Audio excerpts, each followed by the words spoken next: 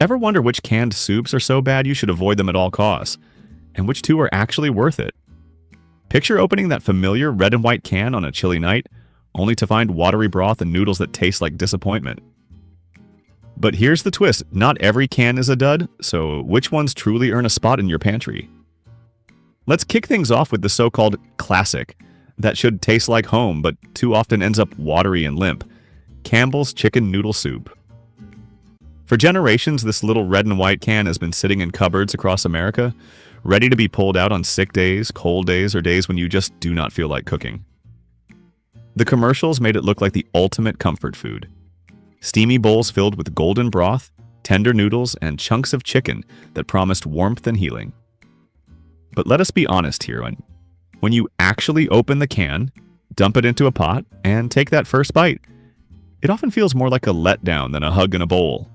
The broth is the first red flag. Instead of a rich, slow-simmered chicken stock, you get a thin liquid that tastes like it came from a powdered bouillon and wishful thinking. It is watery, over-salted, and missing that deep, savory backbone that homemade chicken soup always delivers. Take a spoonful and it almost feels like flavored water that someone waved a chicken over but never actually introduced to real meat. And then there are the noodles. Oh boy. The commercials always show long, tender strands of egg noodles swirling around in the spoon, but in reality, they are tiny, limp, and more mush than noodle. The texture is closer to overcooked cafeteria pasta, the kind that sticks to your teeth instead of sliding down with satisfaction. It is almost as if the noodles disintegrate the longer they sit in the broth, turning your meal into something closer to soggy cereal. Now let us talk about the chicken itself. You expect chunks of juicy, shredded chicken breast, right? Instead, you often get small cubes of pale meat that are so dry you might wonder if they were freeze-dried before landing in the can. Sometimes they are stringy, sometimes rubbery, but they are almost never satisfying. It is the culinary version of being promised steak, and then being handed a beef-flavored rice cake. Of course, nostalgia plays a big role here. Many people grew up eating this soup when they were sick, and it is tied to memories of being cared for by parents or grandparents. That is powerful, and it is why Campbell's chicken noodle still sells so well. But if you strip away the nostalgia goggles and taste it as an adult, you realize it is not the magical potion it once seemed. It is more about convenience and branding than actual quality. Price-wise, yes, it is cheap. You can grab a can for a couple of dollars and feed yourself in minutes. But cheap does not always equal value. When the flavor is this underwhelming, you might as well spend a little more on something that actually satisfies your craving. There are store-brand chicken soups that can taste just as good, if not better, at the same price point. Could you doctor it up? Sure, add extra chicken, fresh herbs, maybe some cooked noodles of your own. But if you have to transform a soup this much just to make it edible, you have to ask yourself, was it worth buying in the first place? In the end, Campbell's chicken noodle soup is like the old sweater in your closet. It is familiar, it is comforting in theory, but when you put it on again, you realize it does not fit the way you remember. And while nostalgia might get you to buy it again and again, your taste buds deserve better. Question: do you still buy Campbell's chicken noodle soup for comfort, or have you moved on to something more flavorful?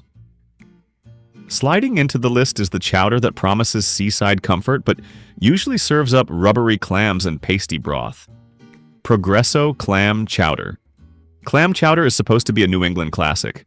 Thick, creamy broth, tender chunks of potato, briny, chewy clams that remind you of the ocean breeze and seaside diners where the soup is ladled hot and fresh. Unfortunately, when you turn to Progresso for your clam chowder fix, you end up with something that feels more like a bad science experiment than a bowl of coastal comfort. Let's start with the clams. These little guys should be the stars of the show. Instead, they often show up as tiny, rubbery bits that feel like you are chewing pencil erasers. They lack that fresh, briny flavor that makes chowder so good. Instead, they taste tired, overprocessed, and oddly metallic. Not exactly the ocean's bounty you were hoping for. The broth is another problem. Real chowder should be rich and creamy with a balance of milk, butter, and clam juice that coats your spoon. Progresso's version? It is thick, yes, but in a gluey, pasty kind of way. Instead of velvety smooth, it feels starchy, almost like flour paste thinned with milk. After a few bites, it coats your mouth in a way that makes you want to reach for water instead of bread. And the potatoes. Oh, the poor potatoes. They are supposed to be hearty chunks, soft, but not mushy, adding substance to the soup. Instead, what you get are cubes that disintegrate or worse, hold on to an unpleasant grainy texture. It is like they cannot decide whether they want to be mashed potatoes or soup fillers, so they land awkwardly in between. Progresso also has the nerve to market this as a hearty option. But hearty does not just mean thick and filling. Hearty should mean flavorful, satisfying, and comforting. Instead, what you get here is heaviness without pleasure, like carrying a heavy grocery bag that turns out to be filled with nothing but old newspapers. The saddest part is that clam chowder has so much potential. Even a diner at a roadside stop can make a better version with fresh ingredients and a touch of cream. The Progresso conversion strips away the soul of the dish and leaves you with a bland imitation that is both overpriced and underwhelming. Sure, it is convenient. Open the can, heat it up, and dinner is served. But convenience without taste is not a win. It is just settling. And with so many better canned soups out there, why waste your time on one that turns comfort food into disappointment? Question: have you ever had a canned clam chowder that actually reminded you of the real seaside version? Coming in next is the pantry staple that works in casseroles but disappoints in a bowl, leaving you with little more than gloopy mush, Campbell's cream of mushroom. Now, this one is tricky. Campbell's cream of mushroom has been a staple in American kitchens for decades. It is not just a soup, it is practically an ingredient. Green bean casserole? Check crock-pot chicken recipes? Check A filler for sauces and gravies? Absolutely. But when you actually heat it up and try to eat it as a soup on its own, you realize just how underwhelming it really is. First off, the texture. Instead of a smooth, creamy base filled with tender mushroom slices, you get a thick, gelatinous glob that barely moves in the bowl. It is gloopy rather than silky, like wallpaper paste that someone decided to flavor with mushrooms. Take a spoonful and it does not slide gracefully. It clings heavy and sticky, coating your mouth in a way that feels more industrial than indulgent. The mushrooms themselves are another disappointment. They are small, rubbery bits that taste more canned than fresh, lacking the earthy depth that mushrooms are known for. Instead of that rich, umami kick you get from mushrooms sautéed in butter, these pieces taste flat, almost like they were boiled into submission before being thrown into the mix. They add texture, sure, but it is not the texture you want. And then there is the flavor. Cream of mushroom soup should be savory, comforting, and earthy. Instead, Campbell's version is bland, with a faint mushroom aftertaste drowned out by too much salt. You do not taste complexity, you taste one-note saltiness wrapped in cream that feels heavy instead of balanced. Where this soup shines is not in the bowl but in the casserole dish. When mixed with other ingredients, vegetables, meat, starches, it acts as a binding agent, adding richness and moisture. That is why generations of families have kept it stocked in their pantries. But as a standalone soup, it falls flat. Without the supporting cast of a casserole, it is like watching a background actor try to carry a whole movie. Price-wise, it is affordable, which explains why it is everywhere. But cheap does not make it good, and it certainly does not make it worthy of being served solo. If you are looking for a true cream of mushroom experience, there are plenty of higher quality canned and boxed options, or you could make a simple homemade version with fresh mushrooms, butter, cream, and broth in less than 30 minutes. At the end of the day, Campbell's cream of mushroom is proof that some soups are meant to be ingredients, not meals. It might work wonders in a Thanksgiving casserole, but on its own, it is just not pulling its weight. Question: have you ever eaten Campbell's cream of mushroom as an actual soup, or do you only use it for recipes? Up next is the canned meal that pretends to be soup but really feels like a childhood prank in a bowl: Chef Boyardee pasta and meatball soup. The name alone makes you think this will be some kind of hearty Italian-inspired comfort food. A soup with pasta and meatballs sounds like something you could cozy up with on a cold evening, right? But crack open the can, pour it into a pot, and what you actually get is a strange mix of limp pasta, tiny sponge-like meatballs, and a broth that tastes like watered-down tomato juice with sugar stirred in. It is less Italian comfort and more like someone tried to stretch a plate of spaghetti into a liquid. Let's start with the pasta. Instead of al dente noodles with some bite, you get limp, overcooked rings or tubes that collapse into mush as soon as they hit your spoon. They barely hold their shape, and once they sit in the broth, they get even softer, practically melting away. Pasta should carry the sauce or broth, but in this case, it just adds bulk, like filler you would put in a child's lunchbox.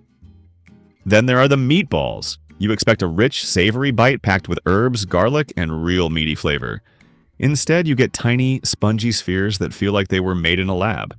They are soft in the worst way, chewy without being meaty, salty without being flavorful. Bite into one and it feels like you are eating a rubber ball that soaked up broth instead of something made with beef. And the broth itself? It is a disaster. Thin, overly sweet, and vaguely tomato flavored, it is more like tomato water than a true soup base. Instead of that deep, simmered flavor you would hope for, it tastes one-dimensional, like someone forgot to season it beyond a pinch of salt and sugar. Chef Boyardee has its nostalgic fans, especially for kids who grew up eating the brand's canned ravioli or spaghetti. There is something about the packaging and the name that makes people remember simpler times. But nostalgia can only take you so far. As an adult, it is hard to taste this soup and not feel like you are eating a practical joke. Price-wise, yes, it is cheap. But cheap here really means cutting corners on every ingredient.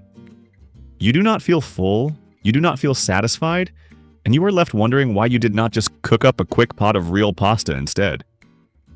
In the end, Chef Boyardee pasta and meatball soup is less soup and more disappointment in a can. It might make kids giggle, but it is not something worth bringing back to your table. Question: did you ever eat Chef Boyardee as a kid, and do you think it tastes the same now as you remember? Here's the nostalgic red and white can that everyone remembers, but it tastes more like sugary ketchup water than real tomatoes. Campbell's Tomato Soup. Few soups are as iconic as Campbell's Tomato. For decades, it has been paired with grilled cheese sandwiches in lunchrooms, kitchens, and diners across the country. The ads promised warmth, comfort, and a wholesome taste of ripe tomatoes in every spoonful. But the truth is, when you sit down and actually taste it, you quickly realize nostalgia may be the best ingredient in this can. The texture is thin and watery, more like juice than soup. Instead of a hearty, robust tomato base, it feels light, insubstantial, and closer to broth with food coloring. You want thickness, body, and depth, but what you get is liquid red sweetness. And that brings us to the flavor. Real tomato soup should taste tangy and savory, with the natural acidity of ripe tomatoes balanced by herbs, garlic, or even a touch of cream. Campbell's version? It tastes sugary, almost like ketchup thinned out with water. After a few spoonfuls, it feels more like a beverage than a meal. The pairing with grilled cheese is what keeps this soup alive. Dunking a crispy, buttery sandwich into the bowl gives you the texture and flavor it is missing. But without that sandwich, this soup just does not stand on its own. It is the sidekick, not the hero. Many people will defend it because of childhood memories. Maybe you ate it when you were homesick from school, or maybe it was a quick lunch on cold winter days. And while those memories are real, the taste does not quite live up to them. Nostalgia can be powerful, but it cannot hide the lack of quality in the can. It is affordable and everywhere, yes. But cheap soup that only works as a dip for sandwiches is not really pulling its weight. You could make a homemade tomato soup with fresh tomatoes, butter, and onions in under an hour, and it would blow this can out of the water. Campbell's tomato soup is iconic, but being iconic does not always mean being good. Sometimes it just means being the only thing around long enough to get stuck in people's memories. Question: do you eat Campbell's tomato soup on its own, or only when it is paired with a grilled cheese sandwich? Rolling in is the soup that promises hearty garden flavor, but usually delivers overcooked mush in a salty broth. Progresso Vegetable Soup. Vegetable soup should be a showcase of freshness. A mix of carrots, beans, corn, and peas, all simmered in a flavorful broth, can be light, hearty, and satisfying all at once. Unfortunately, Progresso's version misses the mark by miles. Instead of celebrating vegetables, it drowns them in too much salt and cooks them into oblivion. Let us talk about the vegetables themselves. Carrots should have a little bite, beans should feel hearty, and corn should taste sweet.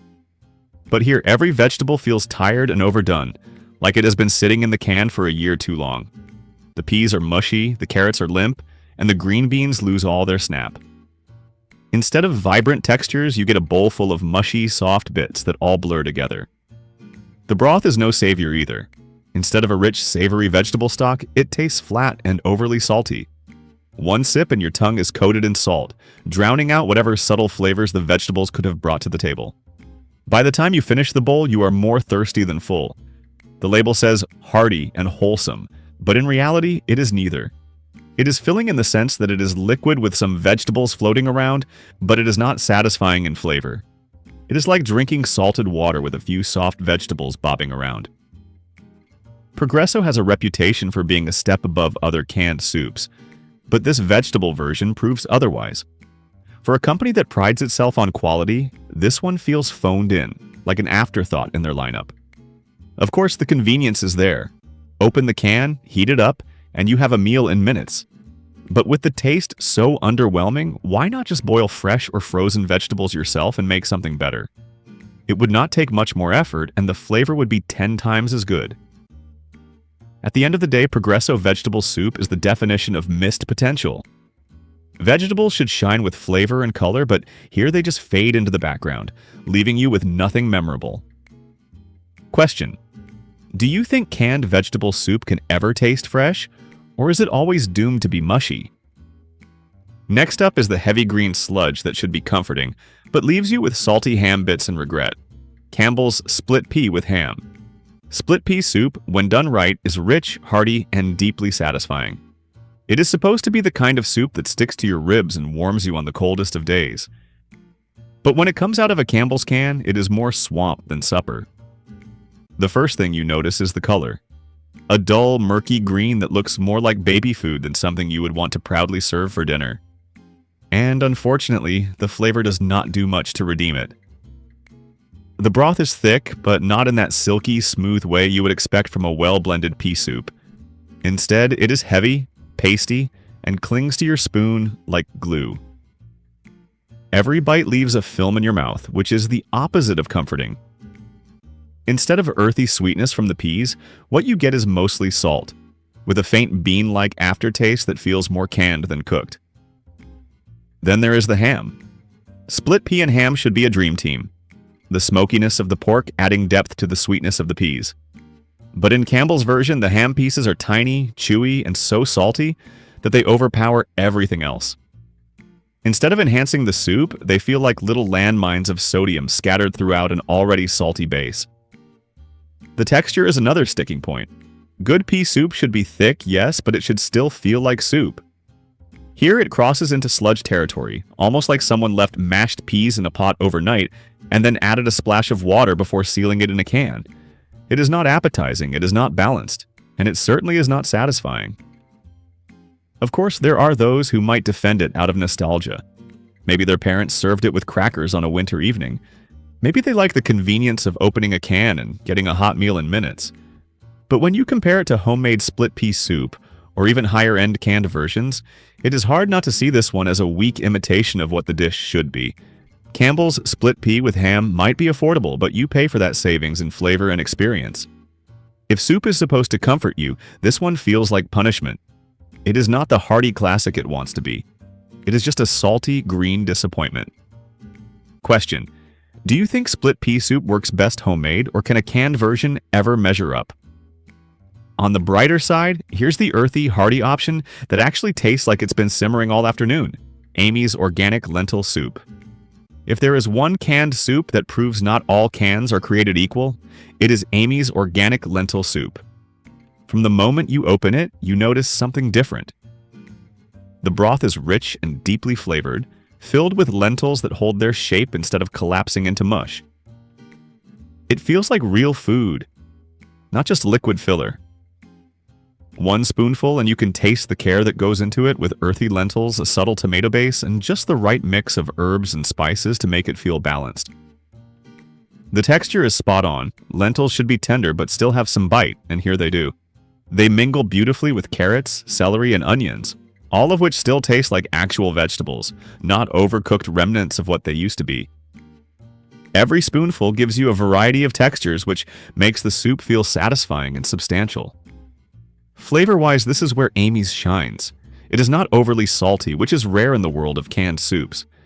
Instead, the natural flavors of the lentils and vegetables come through, lifted by a broth that tastes like it could have been simmering on the stove for hours. There is warmth, depth, and comfort in every bite, the kind of thing you expect from homemade, not from a can. Another bonus is that Amy's soups are organic and tend to avoid artificial ingredients. That gives you a bit more confidence in what you are eating, especially if you care about what goes into your body. It is hearty without being heavy, healthy without being boring, and simple without being bland. Of course, the price is higher than a Campbell's can, but here the extra couple of dollars actually feels worth it. You are not just buying soup, you are buying a ready-made meal that delivers real comfort and nutrition. It is the difference between eating something that fills you up versus something that actually satisfies you. At the end of the day, Amy's organic lentil soup feels like a hidden gem in the canned soup aisle. It is proof that convenience does not have to mean compromise. This is the rare can that can actually compete with homemade, and that makes it stand out. Question: have you ever tried Amy's organic soups? And do you think they taste as close to homemade as they claim? And finally, we end on a high note with the soup that packs real veggies, beans, and pasta into a flavorful broth that feels truly satisfying. Progresso Minestrone. Minestrone is a classic Italian soup, and it is supposed to be a celebration of variety. A little pasta, some beans, lots of vegetables, all swimming in a savory tomato-based broth. It is hearty, colorful, and comforting, and Progresso actually manages to deliver on most of those promises. Unlike many canned soups that blur into one-note salt bombs, this one has a depth of flavor and a freshness that is genuinely surprising for something that comes out of a can. The vegetables here are a step above the competition. Carrots, beans, zucchini, and tomatoes all manage to hold on to some of their texture instead of collapsing into mush. You can actually taste the sweetness of the carrots, the heartiness of the beans, and the tang of the tomatoes. They feel distinct, not just like anonymous chunks in salty water. The pasta is small but effective. Unlike other canned pasta soups, it is not overcooked into oblivion. It holds its shape, gives you a little bite, and balances well with the beans and vegetables. The broth ties everything together with a tomato base that is both savory and just slightly tangy, giving it brightness without being too acidic. It is also more filling than you would expect. Between the beans and the pasta, this soup actually eats like a meal, not just a side dish. You could pair it with some bread and be fully satisfied, which is not something you can say about most canned soups. Of course, it is not perfect. The salt level is still higher than homemade, and some of the vegetables can be inconsistent in texture. But compared to the disappointments of other soups on this list, Progresso Minestrone stands out as a reliable option that you can actually look forward to. Price-wise, it sits in the middle. More than the cheapest cans, but not so expensive that it feels out of reach. And in this case, the value is there. You are getting flavor, substance, and variety in every spoonful. Progresso Minestrone may not transport you to an Italian trattoria, but for something ready in minutes from your pantry, it comes pretty close. It is the rare example of canned soup done right, and it deserves a spot on your shelf. Question: do you think minestrone works best as a light starter, or do you enjoy it as a full meal on its own? And there you have it. From watery classics to the rare can that actually taste homemade. Now I want to know which soups you swear by, so drop your favorite in the comments. Ladle out a like if you enjoyed this, and subscribe to the hidden menu for more tasty truths. And remember, the truth is not always on the menu.